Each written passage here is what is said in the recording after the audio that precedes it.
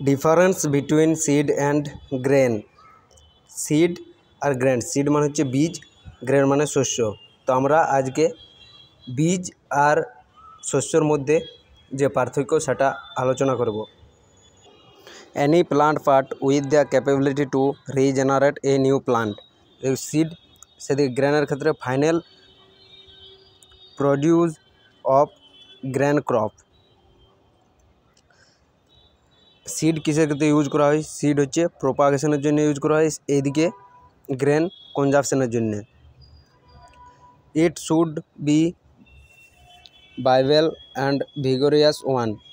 এটাকে মানে জীবিত থাকতে হবে, কিন্তু এইদিকে সেরকম কিছু দরকার নাই। Need not be to viable.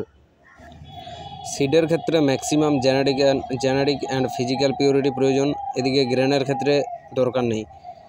সিডকে আমরা ফাঙ্গিসাইড, পেস্টিসাইড দিয়ে ট্রিটেড করে তারপরে স্টোর করি, কিন্তু গ্রেন স্টোর করার জন্য আমরা এসব ফাঙ্গিসাইড, ইনসেকটিসাইড, পেস্টিসাইড ইউজ করি না।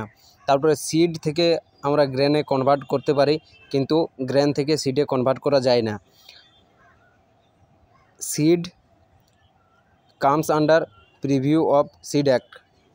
সিড অ্যাক্টের আন্ডারে যেসব আইন কানুন আছে সেগুলো মেনটেন্স করে, কিন্তু গ্রেনের ক্ষেত্রে যেসব ফুড অ্যাক্ট আছে, ফুড অ্যাক্টের যে নিয়মকানুন আছে সেগুলো মেনটেন করে।